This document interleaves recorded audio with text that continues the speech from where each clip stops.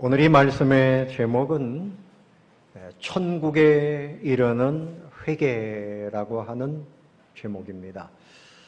한국 교회의 강단에 점점 사라지는 말씀의 주제가 있다. 첫 번째가 회개하라, 회개에 대한 설교가 점점 사라지고, 축복받으라 그럼 성도들이 아멘 하고 하는 인기 있는 주제는 축복이고 행복입니다. 그런데 여러분, 이것을 알아야 돼요. 우리가 진정 행복하고 하나님의 복을 받으려면 회개를 거치지 않으면 안 돼요.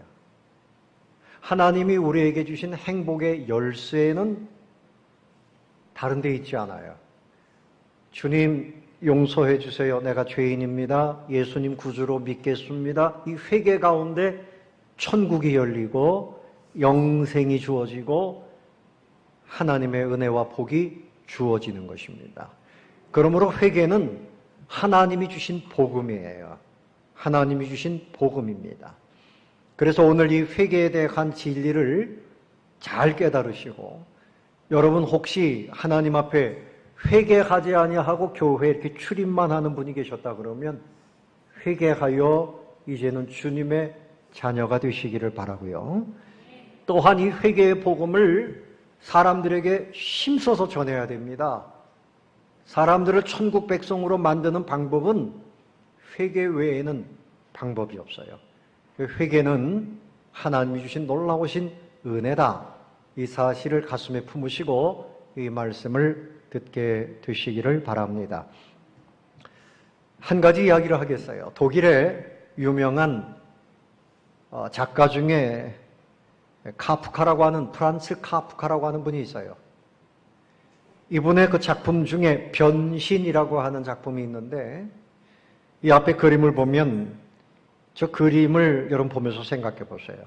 주인공의 이름이 글레고리라고 하는 외판원인데, 젊은 사람이 돈을 벌어서 가족들을 다 책임지고 고생을 많이 했습니다.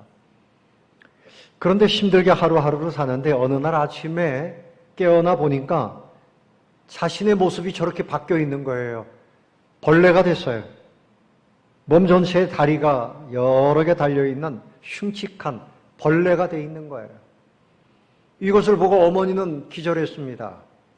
그런데 아버지는 문을 걸어 잠그고 너 나오지 말아라 하고 멸시하고 경멸하고, 식구들 전체가 이제까지 가족들을 먹여 살리기 위해서 고생한 이 사람을 미워하고 그렇게 되고 말았어요. 얼마나 서운합니까? 그래서 마음에 회의감이 들고 허무하고 내 인생이 참 고독하다, 좌절감을 느끼면서 그렇게 갇혀 있다가 어느 날 싸늘한 시체로 그렇게 바뀌고 말았어요. 죽었단 말이죠. 그러니까 죽고 나니까 가족들이 그동안 우리가 마음고생했다 하고서는 해방감에 소풍을 갑니다. 식구들이 산책을 해요. 즐깁니다. 이 작품에서 보여주는 것이 뭔가 하면 우리 인생이란 바로 이런 것이다.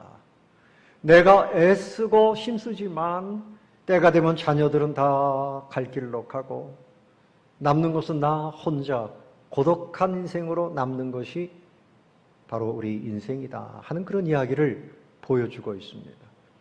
시간이 가면 갈수록 이 벌레처럼 괴물처럼 변화되죠. 주름살이 많아지고 머리카락은 빠지고 다리는 점점 아프고 소화도 안 되고, 그래서 마음에 절망감만 남는다는 거죠. 여러분의 인생은 어떻습니까? 우리 인생이 다 이와 같다는 거예요.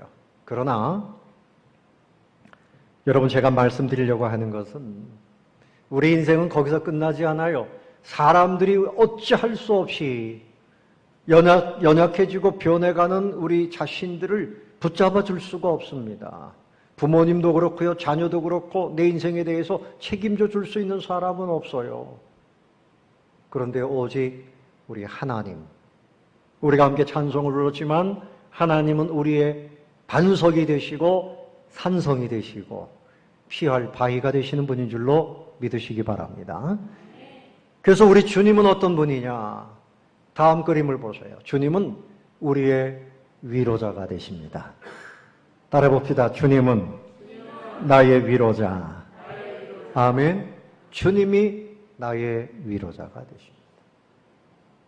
자, 그래서 오늘 베드로가 이제 두 번째 설교를 했는데 이런저런 설교를 했습니다. 그랬더니 그 설교를 듣고 감동을 받은 사람들이 어떻게 해야 될까? 내 모습이 벌레와 같고 나는 이렇게 망하겠구나. 그때에 베드로가 주신 말씀이 오늘 19절 말씀이에요. 너희가 회개하라. 무엇하라?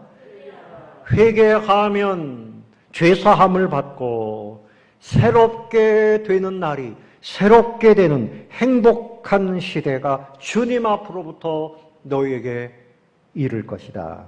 그렇게 말씀하고 있습니다. 회개는 축복의 열쇠입니다. 회개해야 유쾌하게 되는 새로운 인생을 맞이하게 되는 것입니다. 자, 첫 번째 생각할 것은 회개는 도대체 뭐냐? 회개는 주님께로 돌아가는 것입니다. 누구에게로? 주님께로 돌아가는 것입니다.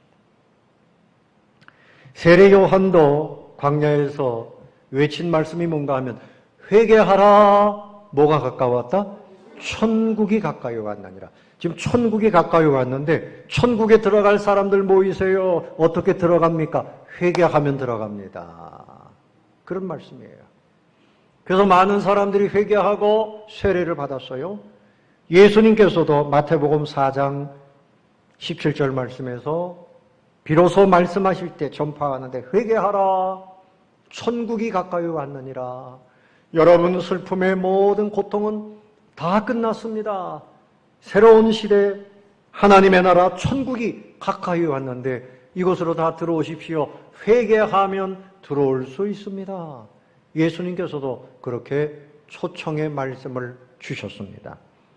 예수님의 제자들도 마가복음 6장 12절에 보면 회개하라 전파했다. 그렇게 말씀하고 있어요. 회개하면 죄사함을 받습니다. 그리고 새롭게 되는 날, 유쾌하게 되는 날이 온다. 휴식의 날, 해방의 날, 이것이 우리에게 온다는 거예요. 우리는 생각할 때 회개합시다 그러면 그저 눈물, 콧물 다 쏟으면서 가슴을 찢으면서 대성통곡하고 이런 모습을 생각하지요. 저도 고등학교를 갓 졸업하고 하나님이 저를 회개시키시는데 그냥 얼마나 눈물이 쏟아지는지 그냥 방바닥에서 대굴대굴 구르면서 기도를 했습니다. 부끄러운 것도 모르고 그렇게 회개를 했습니다. 그러나 여러분 그렇게도 회개할 수 있고 아니면 그저 조용히 주님 앞에 내 마음을 드리는 것이 회개예요. 마음을 드리면서 이제는 주님께로 완전히 돌아가야 되겠다 결심하는 것, 이것이 회개입니다. 고상하게 회개할 수 있어요. 어떤 사람 이런 분이 있어요. 여러분 제가 회개했습니다. 간증까지 해요. 이제는 담배도 끊고요.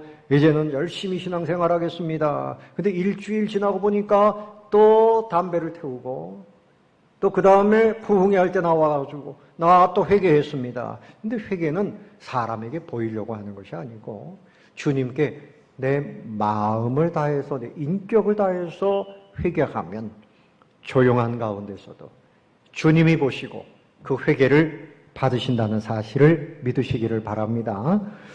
그래서 여러분 어떤 분은 나는 회개하니까 눈물 콧물 다 흘리고 회개하니까 아주 속이 시원하네요. 속이 시원하죠. 후련해질 수 있습니다. 그러나 회개는 거기서 그치는 것이 아니에요. 히브리 말로는 슈브라는 말을 쓰는데 그 뜻은 뭔가 하면 180도 방향을 바꾼다. 무엇을 바꾼다? 방향을 바꾼다는 거예요. 부산으로 가던 사람이 방향을 바꿔서 서울로 오는 거예요. 세상으로 가던 사람이 주님께로 오는 겁니다. 지옥을 향해서 가던 사람이 천국을 향해서 방향을 바꾸는 거예요. 심판을 향해서 고통을 향해서 망하는 길로 가던 사람이 천국을 향해서 방향을 바꿔서 그래서 주님께로 나아가는 것을 회개라고 말합니다. 여러분 성경에 나오는 대표적인 사건들을 한번 생각해 보겠습니다. 노아의 홍수를 한번 생각해 보세요. 이 그림을 보면 홍수 심판이 되었을 때 그 노아는 120년 동안 그 예언대로 하나님의 말씀대로 방주를 지었어요. 망치 소리를 듣고 동네 사람들이 아니 이렇게 날씨가 맑은데 배는 왜 만드는가? 그때마다 노아가 얘기했을 겁니다. 하나님께서 홍수 심판을 할 겁니다. 당신들도 그때를 대비하고 이제 방주 안으로 들어갈 생각을 하세요. 이 사람들이 무슨 소리 하는 거야? 장가가고 시집가고 쾌락에 빠지고 그냥 그렇게 살다가 드디어 홍수가 임했어요. 하늘에서 비가 막 쏟아집니다. 땅에서는 샘이 솟아오릅니다. 40주야를 쏟아부으니까 높은 산까지 다 물이 찼어요. 노아야 노아야 우리도 좀 살려달라고 외치지 않겠어요? 근데 이미 그들에게는 이제 심판이 임한 것이죠. 회개라고 하는 것은 심판을 면할 수 있는 하나님의 축복입니다. 할렐루야.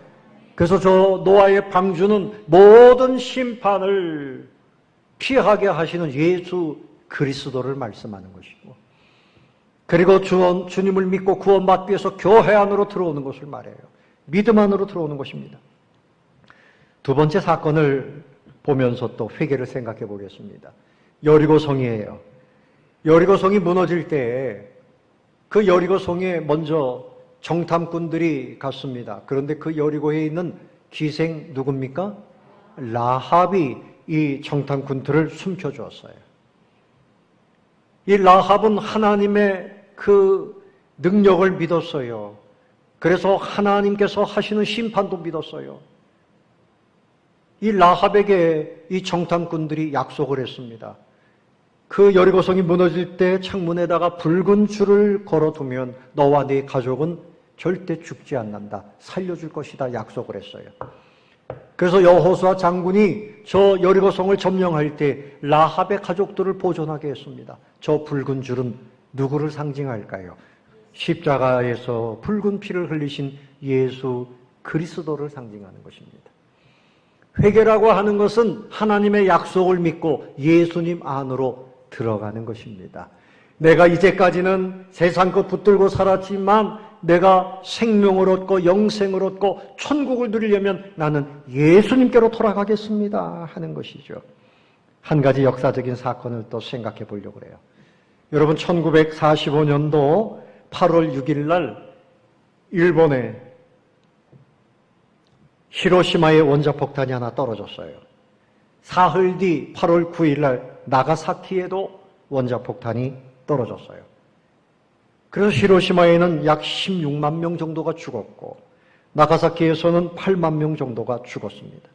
뭐 건물이 다 녹아 없어지고 그 후에도 그 원자병으로 고생을 하고 이루 말할 수가 없습니다. 그런데 그때 그냥 폭탄을 떨어뜨린 것이 아니었어요. 여러분 저 붉은 삐라를 보십시오. 뭔가 하면 공습 뭡니까? 예고입니다. 어느 날 원자폭탄을 떨어뜨리면 여러분 다 죽습니다. 그러니까 가능하면 빨리 먼 곳으로 몸을 피하십시오. 한시가 급합니다. 그렇게 예고하는 삐라를 뿌렸어요. 근데 사람들의 반응은 두 가지였습니다.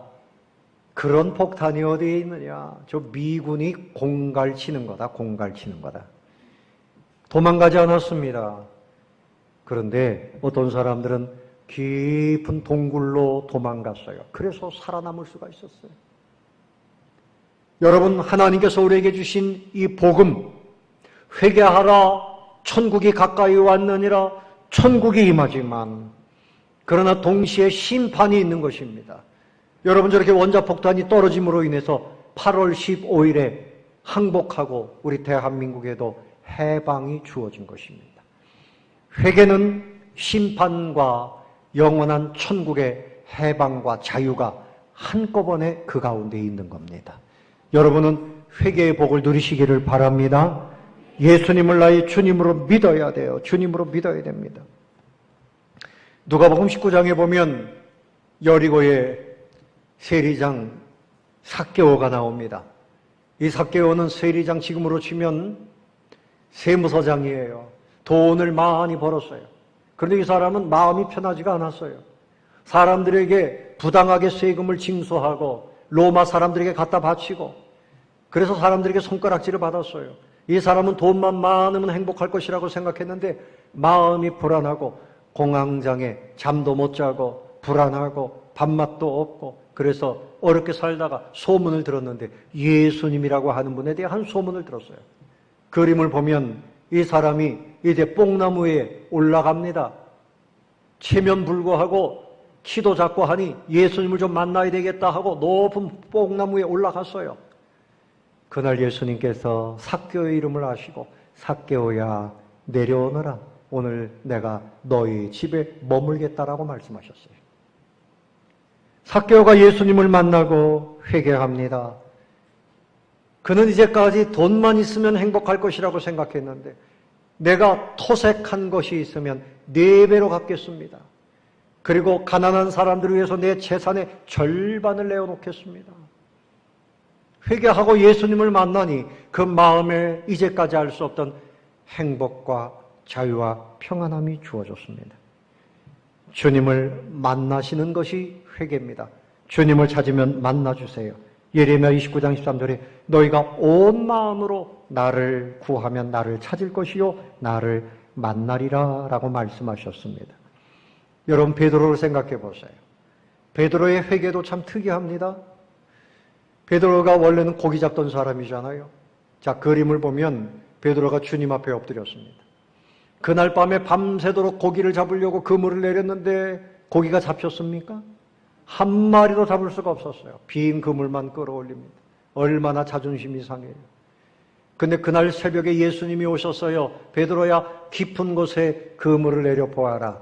아, 예수님, 나 지금 그물 정리하고 있는데 나 밤새도록 그물 내려봤지만 잡히지 않았어요. 낮은 곳, 깊은 곳 다 내려보았지만 그러나 고기가 잡히지 않았습니다. 그럼에도 불구하고 선생님 말씀 의지해서 한번 내려보겠습니다 하고 그물을 내렸더니 한 번에 그물이 찢어질 만큼 153마리의 큰 고기가 잡혀서 큰 배 2척에다가 가득 채우게 되었습니다. 야, 이게 웬일인가? 야, 저 사람 대단하다. 보통 사람들 그렇게 말할 텐데 베드로는 거기서 자기의 죄를 깨달았어요. 내가 물고기만 잡으면 사는 줄 알았는데 물고기보다 더 높은 지혜, 이것보다 더 높은 지혜와 우리 인생에 뭔가 새로운 세계를 열어주시는 분이 이분이로구나. 주님 앞에 엎드렸습니다. 주여, 내가 죄인입니다. 고백을 하게 됩니다. 여러분, 우리 사람들은 무기를 가지고 있어요. 내가 이 무기만 있으면 누구도 나를 업신여기지 않을 것이고. 그래서 존 밀턴이라고 하는 분이 그렇게 말했어요. 회개란 무엇이냐? 내 무기를 하나님 앞에 내려놓고 항복하는 것이다. 자, 여러분에게는 어떤 무기가 있습니까? 여러분을 살게 하는 무기가 뭡니까? 재물만 있으면 산다.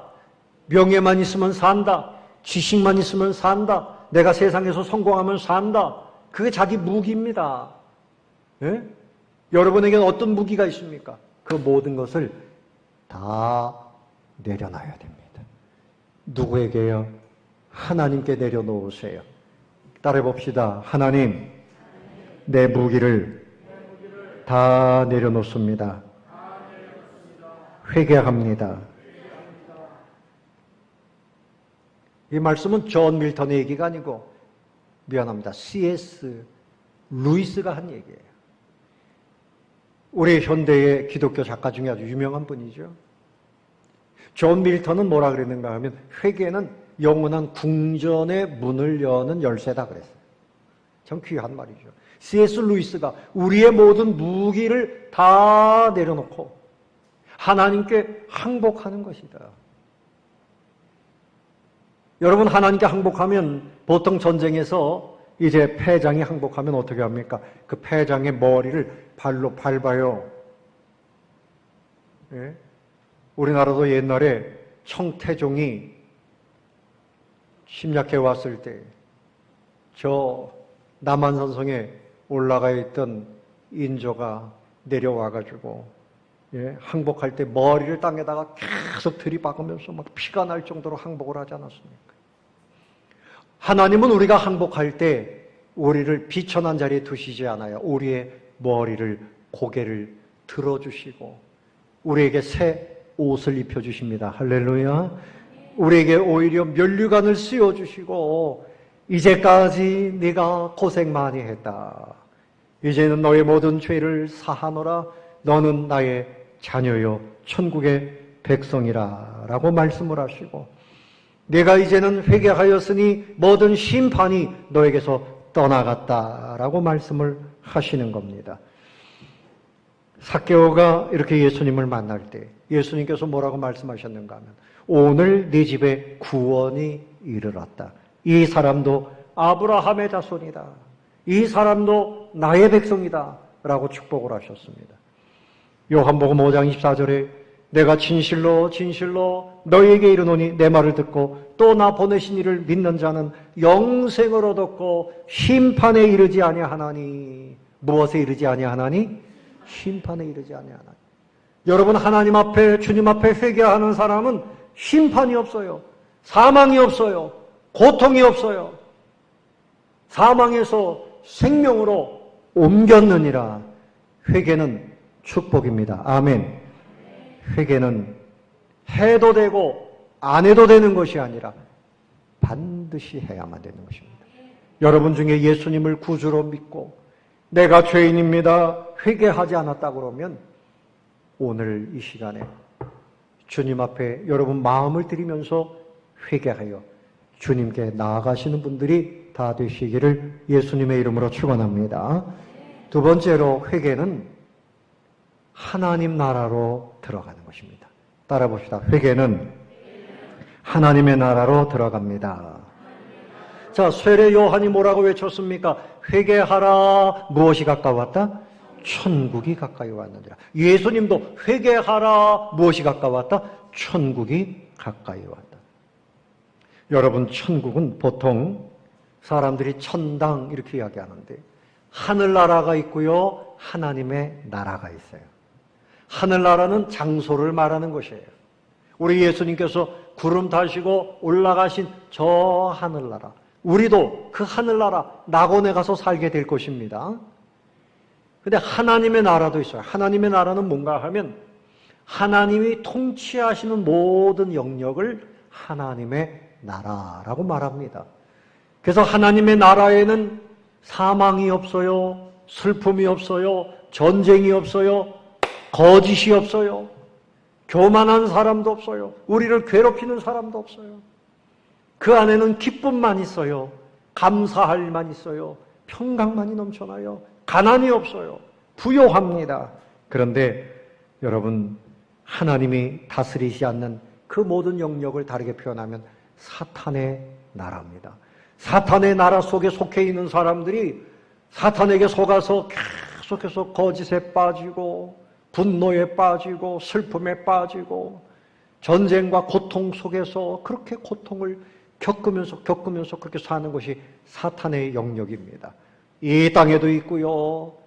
모든 보이지 않는 곳에 사탄의 영역이 있습니다. 회개는 사탄의 지배에서 벗어나는 거예요. 그래서 여러분 회개하면 하나님의 나라로 바로 들어가는 겁니다. 어두움의 슬픔의 사탄의 나라에서 하나님의 나라로 들어가시는 모든 분들이 되시기를 바랍니다. 그래서 여러분 오늘 말씀에 회개하면 죄 없이 사하심을 받는다. 죄 없이 함을 받는다. 그러므로 사탄의 모든 결박으로부터 이제는 공적으로 벗어나게 되는 거예요. 하나님의 자녀가 되어지고 하나님의 은혜와 복을 드립니다. 모든 고독과 슬픔, 절망과 고통, 사탄이 계속 붙들고 있는 그 모든 그 다툼 속에서 벗어나서 기쁨과 즐거움, 소망과 감사, 사랑과 넘치는 삶을, 그런 삶을 살게 되는 것이죠. 여러분, 북한에서 우리 동포들이 탈북을 하잖아요. 대한민국 땅에 가면 먹을 것이 있고 자유가 있다. 이것을 아는 사람들이 목숨을 걸고 탈북을 해요. 그래서 탈북하다가 그 압록강에서 두만강에서 그만 죽는 사람들도 있고요. 저 중국으로 해서 몽골 아니면 저 동남아까지 그렇게 배회하면서 고생하다가 대한민국 땅에 와서 자유를 누리고 있습니다. 회개하는 사람은 사탄의 그 영역에서 벗어나서 하나님이 베푸시는 은혜를 누리는 겁니다. 사랑하는 성도 여러분, 여러분들이 주님을 믿어서 하나님의 백성이 되었으니 이제는 주님이 베푸시는 그 모든 자유와 기쁨을 한껏 누리시기를 바랍니다. 누리시기를 바랍니다. 주님의 백성이 되었음에도 불구하고 순간순간 감정적으로나 생각으로나 자꾸만 사단에게 넘어가면 안 돼요.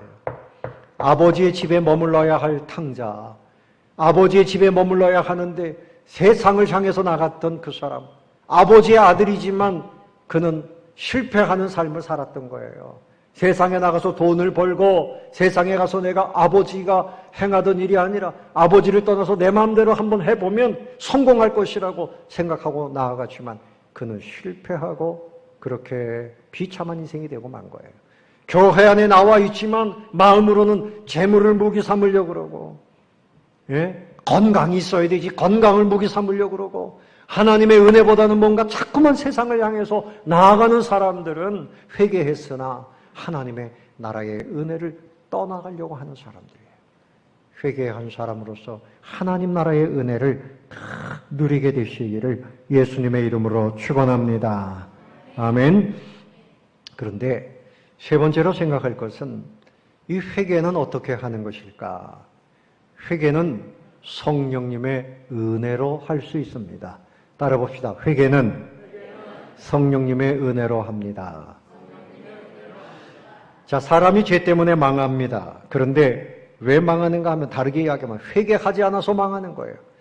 죄 없는 사람이 없어요. 다 죄인인데 그 중에 하나님의 은혜를 누리는 사람은 회개했기 때문에 은혜를 누리는 겁니다. 진실한 마음으로 회개해야 돼요. 여러분, 다윗도 엄청난 죄를 졌지요. 그가 밧세바라고 하는 여인을 부당하게 취했어요. 밧세바의 남편을 죽였습니다. 살인죄요, 간음죄요. 이렇게 무서운 죄를 졌어요. 그러나 다윗은 진심으로 침상을 눈물로 다 적실 만큼 진심으로 회개했습니다. 시편 51편 1절에 보면 하나님이여 주의 인자를 따라 내게 은혜를 베푸시며 주의 많은 긍휼을 따라 내 죄악을 지워주소서. 하나님 앞에 회개했어요. 회개했기 때문에 하나님께서 다윗에게 다시 그의 삶을 살아가도록 복을 주셨어요.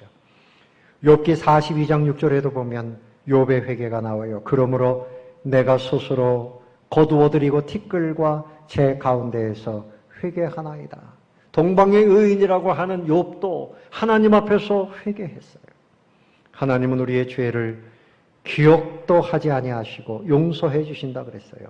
이사야 43장 25절에 나 곧 나는 나를 위하여 내 허물을 도말하는 자니 내 죄를 기억하지 아니하리라. 여러분 믿으시기를 바랍니다. 여러분은 여러분의 죄를 기억하고 있어요. 다른 사람의 죄도 기억하고 있어요. 그러나 우리 하나님께서는 깨끗하게 다 용서하시고 아예 기억도 하지 않는다. 그렇게 말씀하십니다. 요한일서 1장 9절에도 말씀하죠. 만일 우리가 우리 죄를 자백하면 그는 미쁘시고 의로우사 우리 죄를 사하시며 우리를 모든 불의에서 깨끗하게 하실 것이요. 여러분 살다 보면 자꾸만 죄를 지어요. 하루를 살면 손을 닦아야 돼요. 발을 씻어야 됩니다. 목욕도 해야 됩니다. 우리 마음의 죄도 살면서 계속 회개해야 돼요. 한 번 예수님 앞에 회개하고 그냥 살 수는 없어요. 자꾸만 탕자처럼 밖으로 나가는 그 속성이 우리 가운데 있지 않습니까? 이사야 1장 18절 말씀에 여호와께서 말씀하시되 오라 우리가 서로 변론하자. 너희의 죄가 주홍 같을지라도 눈과 같이 희어질 것이요 진홍같이 붉을지라도 양털같이 되리라. 내 죄를 어떻게 회개합니까? 요즘에 세탁기를 보면요, 참 세탁기가 좋더라고요. 세탁할 그 빨래를 집어넣고 버튼을 누르면요, 자기가 알아가지고 딱 감을 잡아가지고 물이 얼마큼 채워져야 되는가 알아요. 예? 그래서 빨래가 중간쯤 되면 물을 중간쯤 채워요. 알아서 다 해요. 근데 우리의 죄를 씻어내기 위해서 여기다 가루비누를 한 컵을 집어넣고 물을 한 컵을 마시고 흔들어 보세요. 여러분 죄가 씻길까요? 어떻게 될까요? 배탈이 나가지고 화장실 들락날락 해도 우리의 죄는 해결되지 않습니다. 우리 예수님께서 우리 죄를 위해서 십자가에서 피를 흘려주신 것을 믿으시기 바랍니다. 예수님의 피로 피 흘림이 없은즉 죄사함이 없느니라. 예수님이 피를 흘리시고 우리가 할 일은 딱 한 가지예요. 내 마음의 진심으로 통회하며 죄를 미워하고 감사하며 회개하면 죄를 깨끗하게 씻어주십니다. 그러면 마음의 근심이 사라지고 두려움이 사라지고 얽혀있던 것들이 사라지고 질병도 떠나가고 악한 영들이 떠나가고 회개할 때 천국에 유쾌하게 하는 날을 누리게 되는 것이에요. 자, 그런데 여러분, 회개하려고 그러면 회방하는 사탄의 역사가 있어요. 우리 예수님께서 십자가에서 피를 흘려주시고 우리 모든 죄를 위해서 대속의 제물이 되셨는데 우리가 죄 사함을 받으려면 마지막 한 가지 남았어요. 각자 사람들이 회개해야 되는데 사탄이 옳거니 회개하지 못하도록 막아야 되겠다. 그러면 예수님의 십자가 보혈도 다 소용이 없게 되는 거죠. 예? 그래서 사탄이 회개하는 것을 회방합니다. 우리 마음을 붙들고 회방합니다. 크게 네 가지 회방이 있어요. 첫 번째는 교만한 마음을 부추깁니다. 어떤 마음을 부추겨요? 교만한 마음을 부추겨. 아, 내가 회개할 게 뭐가 있어? 내가 누구 앞에 무릎을 꿇어? 하나님 앞에도 무릎을 꿇지 않아요. 교만한 마음. 교회 나오기는 나오지만 다리를 딱 꺾고 팔짱을 탁 하는 그런 마음으로 어디 한번 오늘 지켜보사. 예? 설교를 어떻게 하는지, 찬양은 얼마나 하는지 그냥 구경만 하고 가는 그런 마음.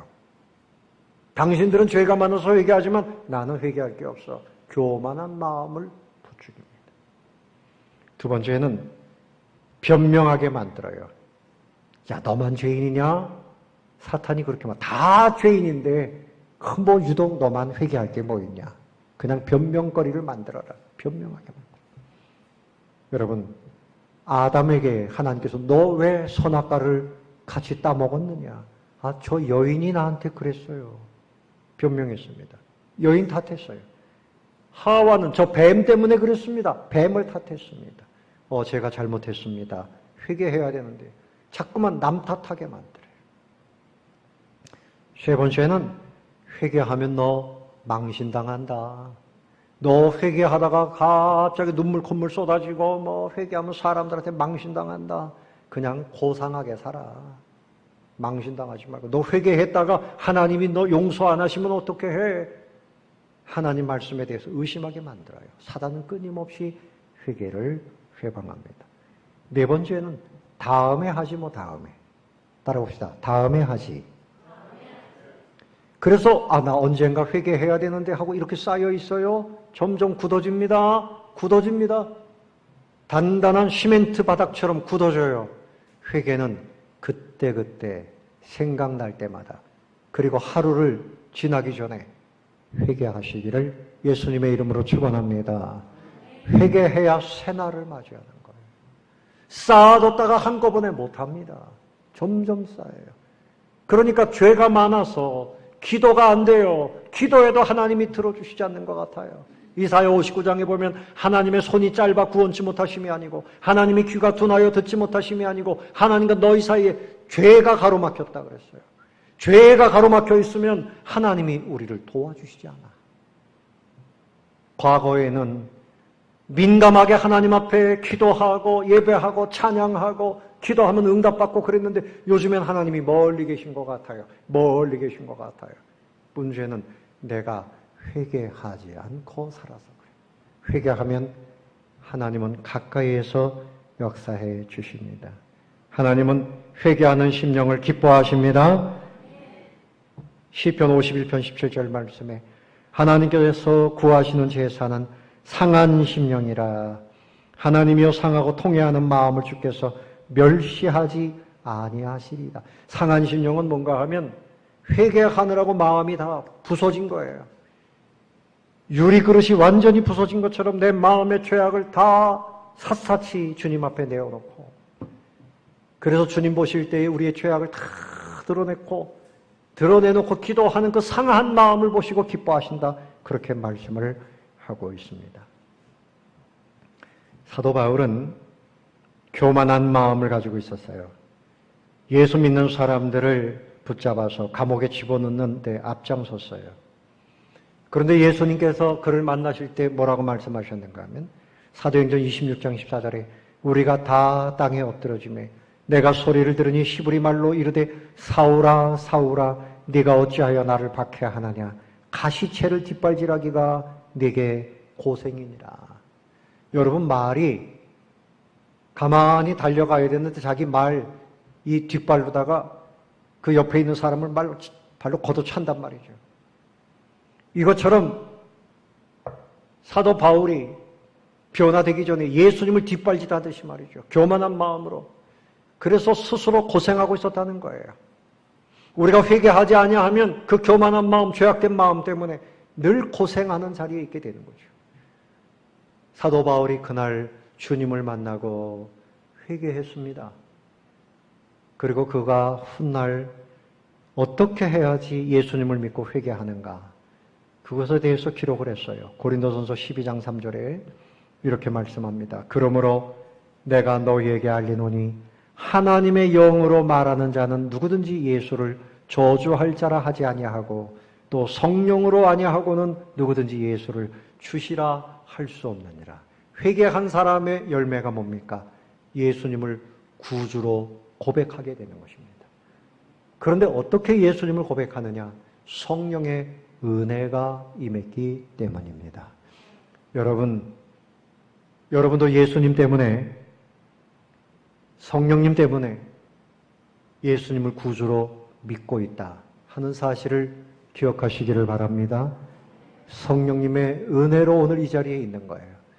그래서 이 부분에서 생각할 것은 다른 사람들에게 전도하면 그 사람이 예수 믿을까 믿지 않을까. 우리가 복음을 전하면 성령님이 그들의 마음에 은혜를 주셔서 그들이 회개하고 예수님을 믿게 되는 겁니다. 성령님이 도와주신다는 사실을 믿으시기를 바랍니다. 로마서 10장 말씀에 보면 믿음은 들음에서 난다. 그 복음을 듣는 것은 전하는 사람이 있어서 듣는 것이다. 그러므로 전하지 않고서 어떻게 복음을 듣는 사람이 있겠느냐. 그래서 복음을 전하면 그 가운데 성령님이 역사하셔서 그 사람들이 회개하고 예수님을 믿고 천국을 누리게 되는 것입니다. 여러분, 회개는 복음입니다. 복음을 전할 때 회개의 역사가 일어나는 것을 믿으시기를 바랍니다.